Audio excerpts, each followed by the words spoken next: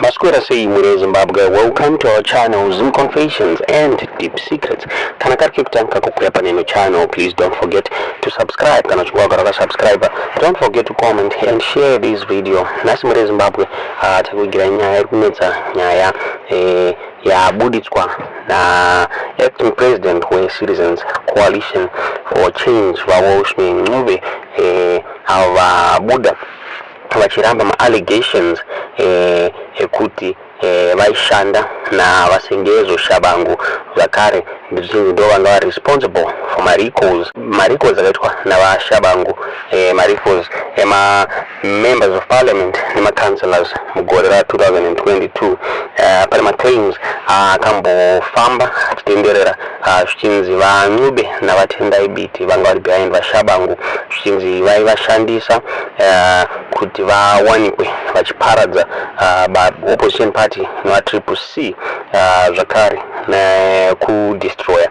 vaNelson Chamisa. So Welshman Ncube azobuda vachitaura pane interview yavakaita nesite.com muri Zimbabwe iri kutrenda mastreets social media. Vakataura ivo Welshman Ncube vachiti vakaziva nyaya yemaricals aya mushure mekunge vaudzwa neshamwari yavo yanga iri kudiaspora zvichinzi hapana chavaiziva, vanga vasiri part and parcel wevanhu vaironga maricals aya muri Zimbabwe.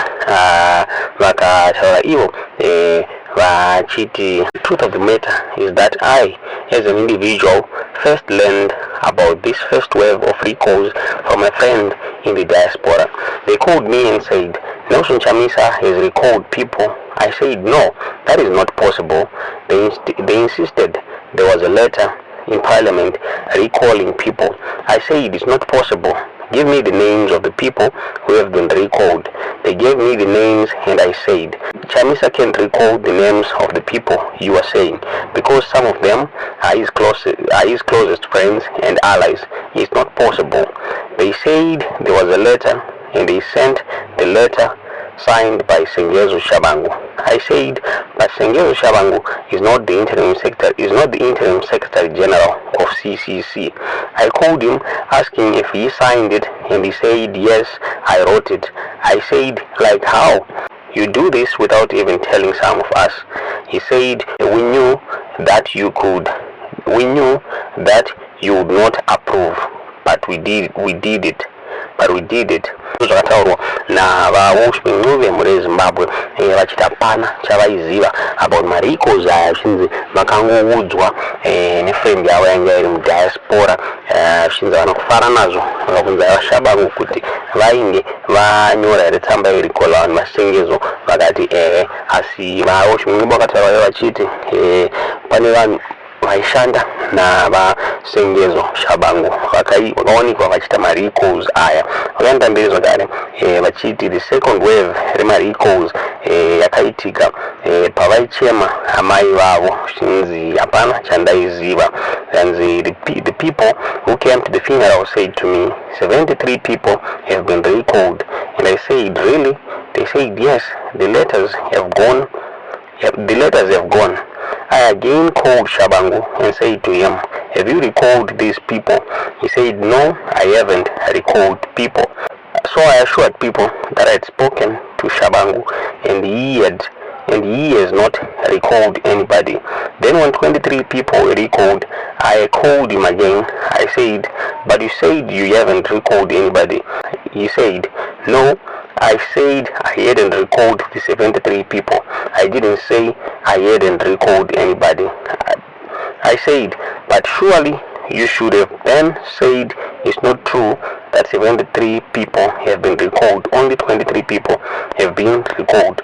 So this couldn't have been happening if Tshabangu was not his own man. If Tshabangu was controlled by me, and I know for a fact that VPBT didn't control Tshabangu, he was much in the dark as I was. Chamisa eventually quit CCC, alleging the party had been captured by ZANU-PF through proxies. Zvabuda zvitaurwa na Welshman Ncube muri Zimbabwe vakataura ivo vachiramba vachiti vanga vasiri part yevanhu vakarikola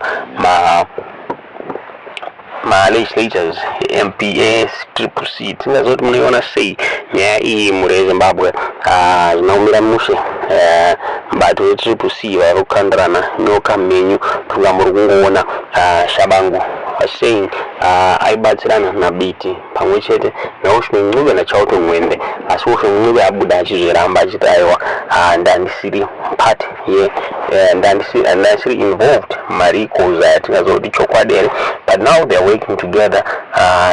Welshman Ncube is now the CCC acting president.